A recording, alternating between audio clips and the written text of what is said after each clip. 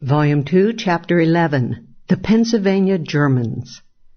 The other great group of immigrants who concentrated in Pennsylvania were the Germans. In contrast to the earlier German migration of Quakers and other pietist sects, the mid-18th century German influx was either Lutheran or Reformed Calvinist.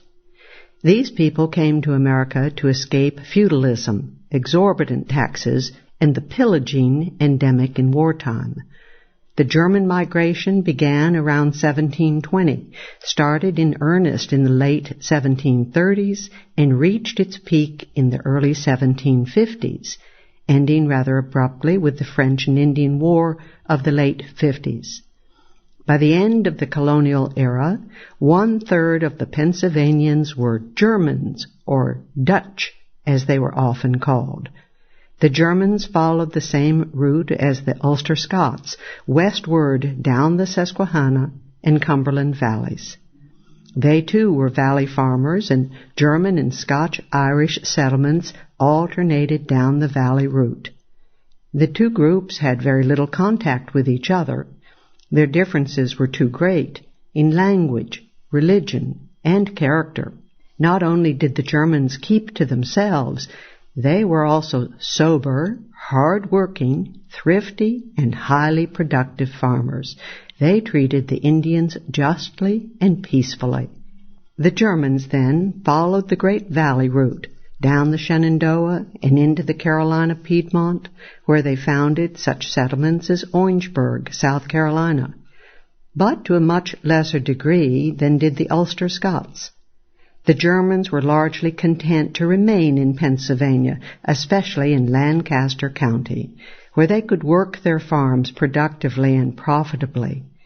In addition to being superb farmers, the Germans proved highly adept at establishing glass factories and iron works. The Germans produced the first iron stoves and long rifles in America, as well as the first Conestoga wagons. While the great bulk of Pennsylvania Germans were Lutherans or Reformed, a small but influential group of Moravians or United Brethren, a pacifist pietist sect, came to Pennsylvania in the 1740s.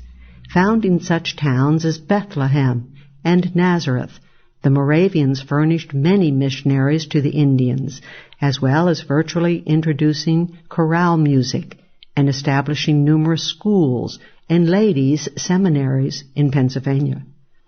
The mid-18th century indeed saw a considerable expansion of higher education in America. The Southern gentlemen had William and Mary College, the liberal Puritans had Harvard, and the rigidly orthodox Yale.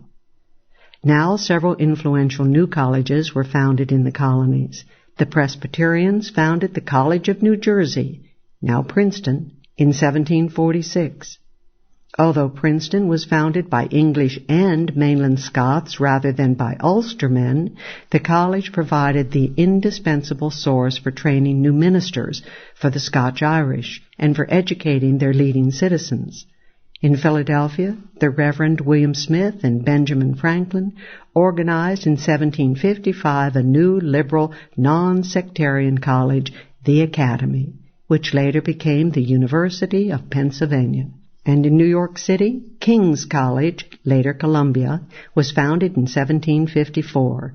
Organized by Anglicans, it nonetheless included on its board men of various religious persuasions, and hence soon emerged as a liberal and secular institution.